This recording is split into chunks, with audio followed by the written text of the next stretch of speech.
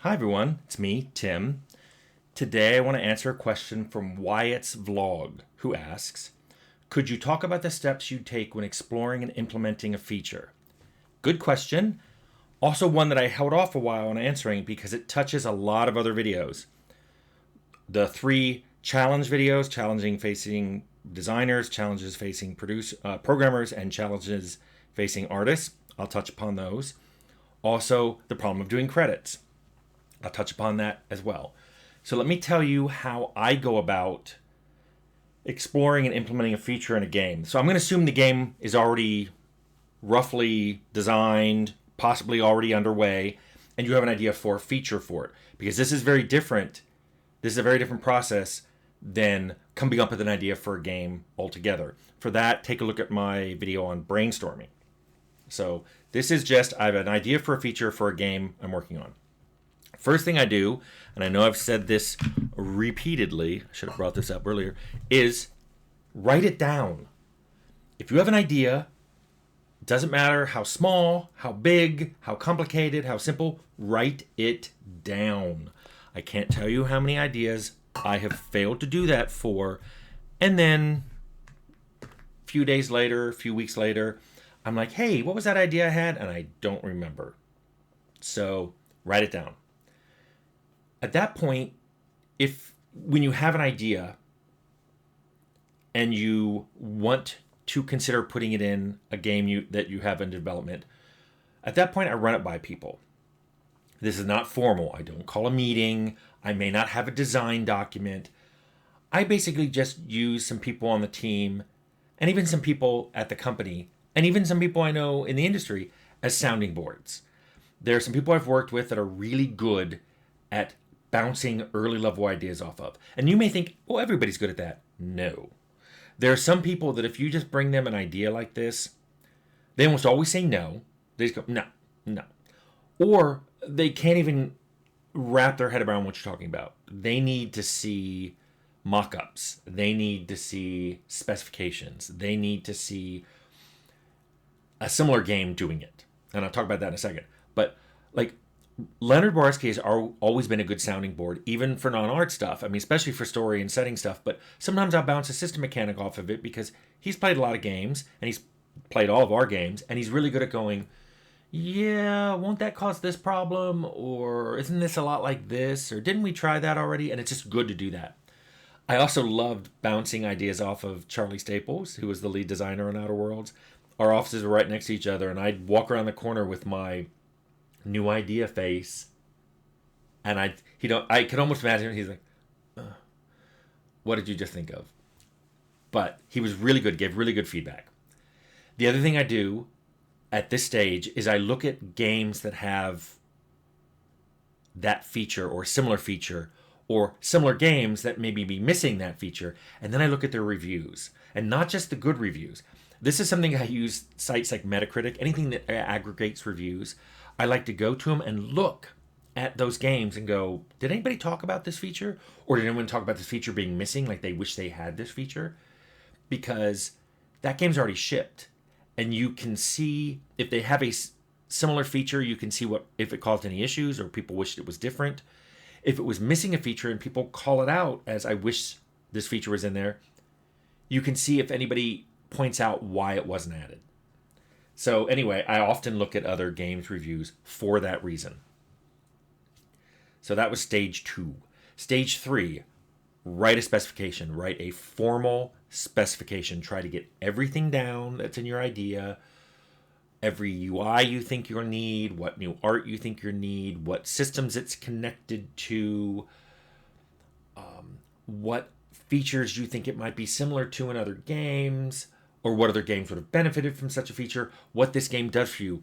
Write down the goals. Remember I talked about this when you write a design document. Put the goals at the top that this design, this feature is going to meet. So that way, when you have subsequent meetings on this, people can talk about one of two things. Either they don't think this new feature of yours meets the goals you listed, or they question those goals. But those are two totally separate discussions. Also, you should say in some way how this feature connects to your pillars. You did write design pillars, right? I got a whole video on that. Write design pillars. That's exactly why they exist. So that when you come up with features like this, you can say, we have to have this feature. It directly supports this pillar, which is barely supported as it is. I've gotten several features added to games that way. So now that you finish stage 3 and you have a written spec, run that by people. At Obsidian, we did these specs on Confluence. So that way they could be edited and people could go and look at previous versions. But also what you could do is when you wanted people to look at it, you would ask for reviews by, and you'd actually put their names in and put a little checkbox. And that way you know if they've looked at it and finished the review, because when they put in all their comments and when they're done and they put their last comment, they check that box, which means they're not going to put any more comments on this version. And then when those people have all checked it off, you can go in and see what they've commented on. This is the time for people, especially your programmers and artists, but other designers, to say things like, I don't think this feature is going to work, or I don't know how long we have to do it, or doesn't this contradict this other feature, or wow, this is going to require a lot of new art or new UI. Basically all the stuff that's going to be difficult about doing this. Or if they don't even understand something, hey, you didn't really explain this. How's this going to work? I don't understand this part right here. In those videos I talked about challenges that programmers and artists and designers face, this is a major cause of those. Programmers will often be like, oh, they want to add a new feature. Artists are like, oh, we don't have time to add that art. And this is where all that comes up. So then you go to the next stage where you revise that spec. You try to address everyone's issues. What's nice about Confluence, you can literally answer the questions they leave as inline comments. You can answer it. And then if they agree, you resolve it and it goes away. So you try to resolve as many of those things as possible. You write a new spec that addresses all of this. Boom. Now you've got a spec for the feature that has passed all your leads and anyone else who owns that section of the game or wants to have a say in that section. So then you take that revised spec. Now in the old days, that's when I'd implement it. Hey, I've got enough information. I'm going to code it right now. These days, it gets handed off to a producer who gets estimates from all the devs, especially the ones that looked at it, and especially the leads, gets their sign off that this is something that's going in the game, and puts it into the schedule and assigns it to people to work on. So at this stage, if you're interested, like, hey, who's going to be doing my feature? You can see it in the schedule, the project schedule. When will it be put in? That's also in the project schedule. It's an estimate, but at least you have an idea. So then it gets implemented. And at that stage, what happens is when those features get implemented, because you have I used to talk to my executive producer every morning. I think we had a weekly or bi-weekly meeting where we sat down and talked about production, and he would go over, here's everything that got put in. So when it gets implemented, it goes off to QA. He tells the head of QA, here's a new feature, just went in, please start testing it. I often tested it myself. Like I mentioned, I'd come in early. I'd grab the build and I'd test those things myself, because especially I want to see how they work and how they interact with other things, and how close, if the implementation was what was spec'd, which is something QA won't necessarily look for. QA will say, hey, there's bugs, or it's really imbalanced, or it works badly with this other feature, or has this interaction with this other feature. I look for all those too, but I also look for, is this what was asked for? I compare it to the spec and go, we said we wanted this feature, and this is what we got. Do those two match up? At that point, and I used to meet with my QA lead, especially in the last few months, we meet every week. We'd talk about this feature, go over his notes, go over my notes. Anyone in QA would give their notes to the QA lead. I keep saying him because in my head, the last one was Taylor Swope on Outer Worlds, great QA lead. Then you meet and you talk about this, and revisions are put in. You talk to the producer and you go, hey, these things aren't quite right. They need to be changed. That gets scheduled, time estimates, but for both how long it will take to do and when it will get done. That loop between those two, test it, look at it, revise it, that loop happens frequently until you're happy with the feature. Or the game ships, whichever comes first. In many of my games, and I've talked about this, the shipping comes first. For Arcanum, I'm not even sure that loop even happened once. In Arcanum, you're playing several features in the identical way they were implemented from the spec, without any chance to balance or compare out and interact with other features. That's what was great about the Outer Worlds, is those loops were maintained. So a lot of things got balanced, debugged. Outer Worlds was a very bug-free product. I was really proud of that. So at this point I said, okay, so the game ships. Let's talk about credits, because I've mentioned this before, but now that we've walked through this process of implementing a feature, who takes credit for that feature?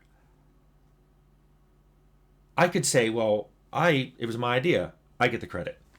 But then look at all the people who touched it. There were many people who may have said, whoa, that was your idea, but I heavily modified it, or I pointed out all these problems and it got massively changed. The programmer implementing it say, oh, I found a way of implementing it with using these other systems.